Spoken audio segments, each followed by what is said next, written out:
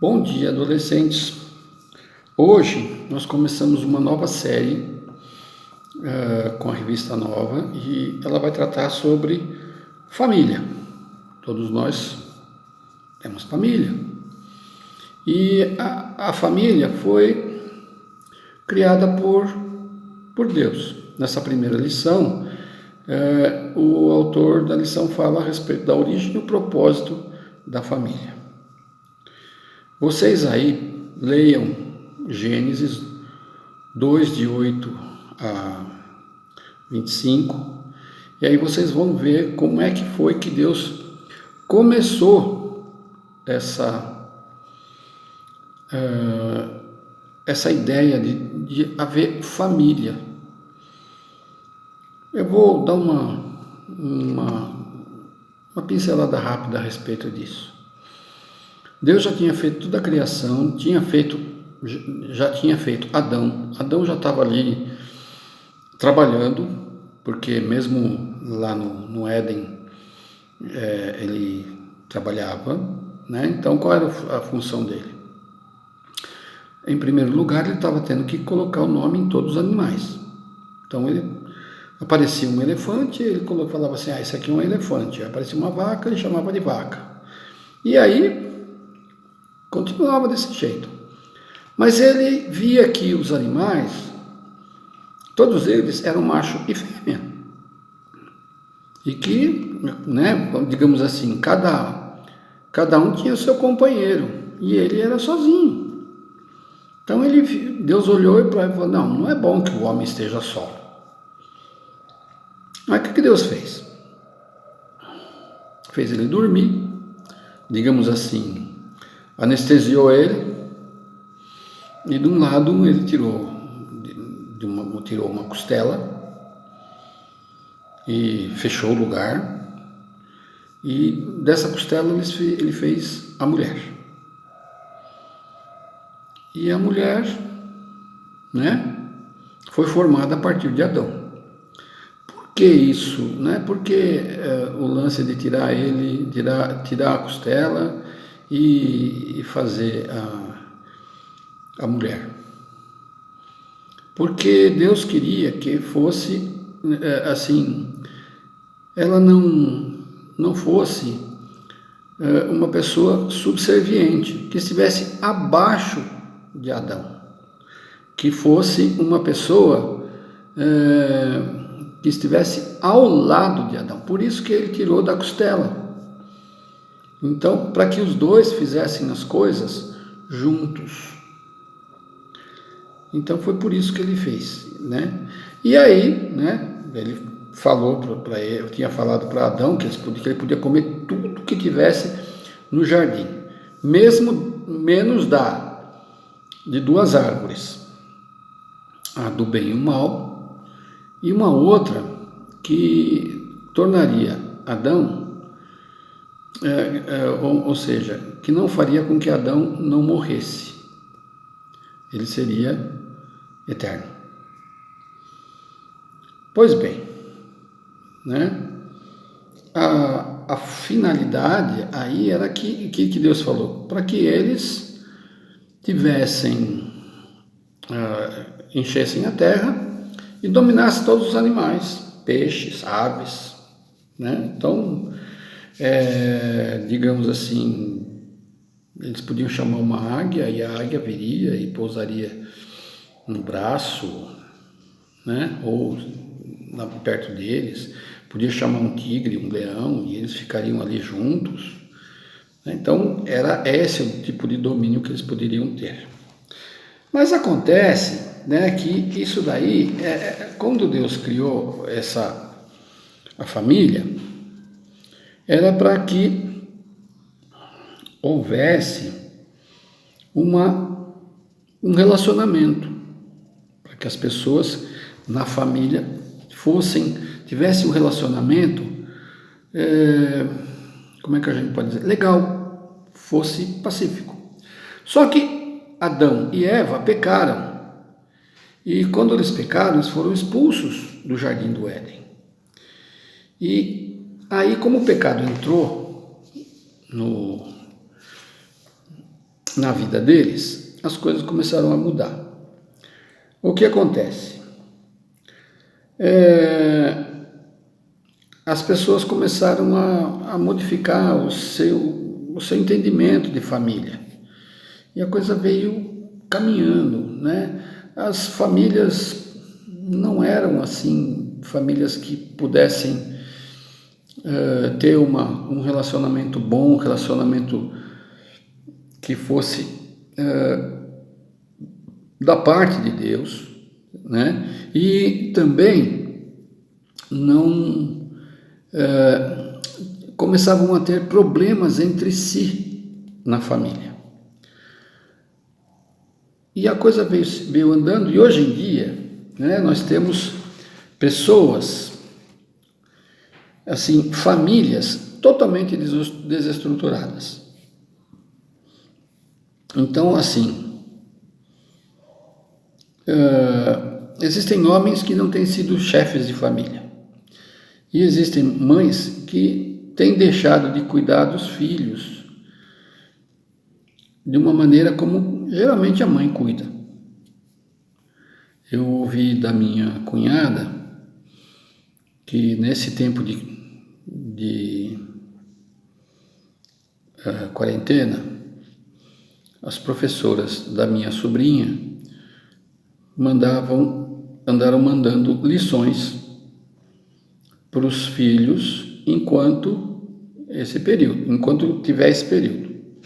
Aí teve mãe que reclamou, dizendo que isso não era responsabilidade delas, e sim da escola.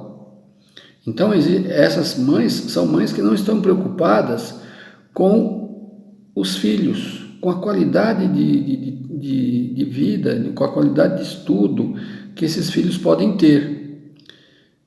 Então, essa é uma coisa que a gente vê hoje em dia. Outra parte tem sido a chamada família monoparental.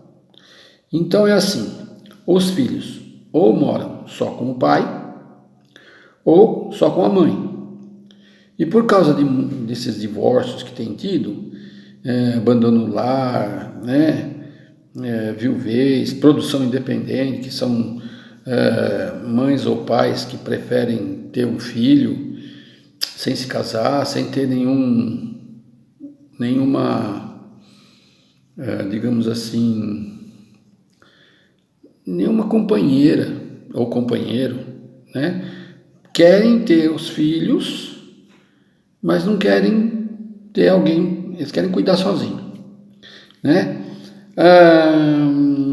Existem casais que têm vida a dois, mas moram em casas separadas.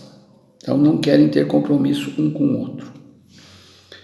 Hoje em dia, os filhos são criados em creches, com avós, né, com vizinhos, e tem alguns adultos que não saem de casa, que ficam em casa, na casa dos pais, mesmo depois dos 30 ou 40 anos.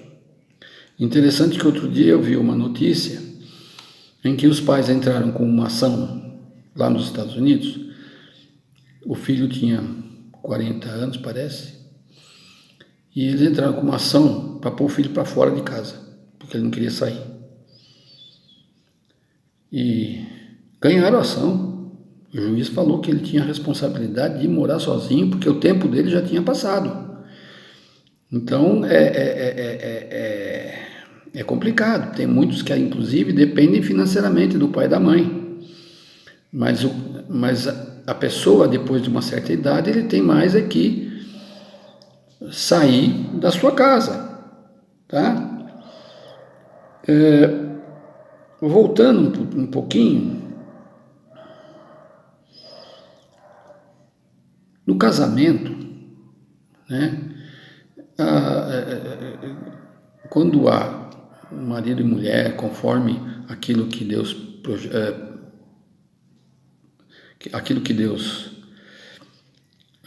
pensou a respeito de família, o que acontece?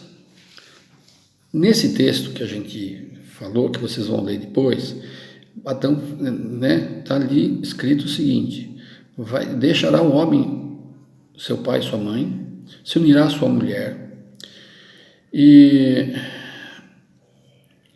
serão um e se tornarão uma só carne. Ou seja, eles vão sair de casa e vão se casar. E obviamente, né, dentro do casamento, que é uma coisa abençoada, eles terão suas relações íntimas. Então, essa é uma coisa que o começo do relacionamento em termos de família começa pelo casal. Depois vem os filhos. O marido, a mulher, né? Eles acabam tendo os filhos. E os filhos, os pais, no caso, têm que ensinar os filhos a respeitarem os pais. É um problema muito sério quando um filho não respeita o pai e a mãe. Você olhar lá nos 10 mandamentos, lá em Êxodo, o 5º mandamento é o primeiro mandamento com promessa, que ele fala assim: honra teu pai e tua mãe, e a vida, né? A sua vida vai ser mais longa. Essa é a promessa de Deus. Então, quando você respeita seu pai e sua mãe, quando você vê que eles, né? Você, mesmo a contragosto, eles dão uma ordem que você não gostaria, tudo bem, você pode até discutir, você pode até conversar, ver se você convence o pai ou a mãe com relação àquilo que você quer, mas no final o que vale é o respeito que você tem pelo seu pai e pela sua mãe.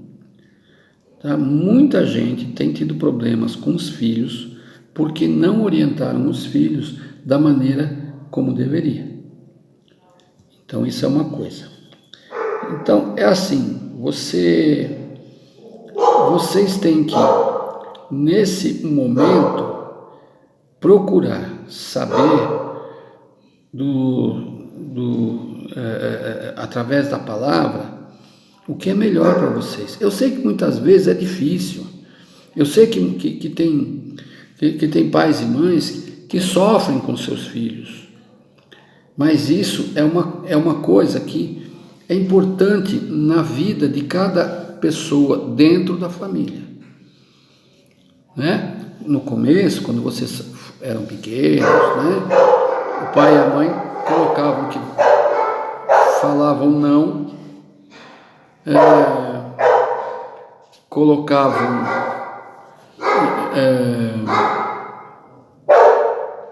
barreiras para vocês não fazerem coisas erradas, muitas vezes barreiras físicas, porque vocês eram pequenininhos e não sabiam o que iam fazer. Agora que vocês são adolescentes, é uma outra fase. Eles têm por obrigação de sentar com vocês, orientar vocês, conversar com vocês a respeito do que é bom e do que é ruim. Porque é uma época de conversa, é uma época de orientação, porque vocês já entendem muitas coisas relacionadas a isso.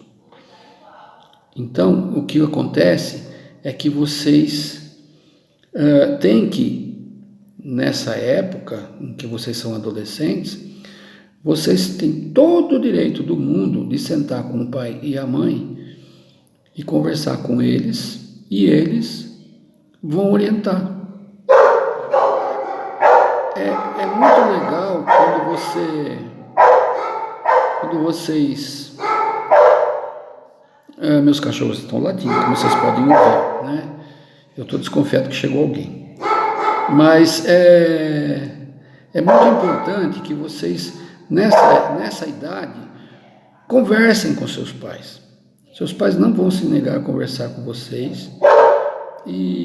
Ou então, vocês podem procurar uma orientação com alguém de confiança, alguém que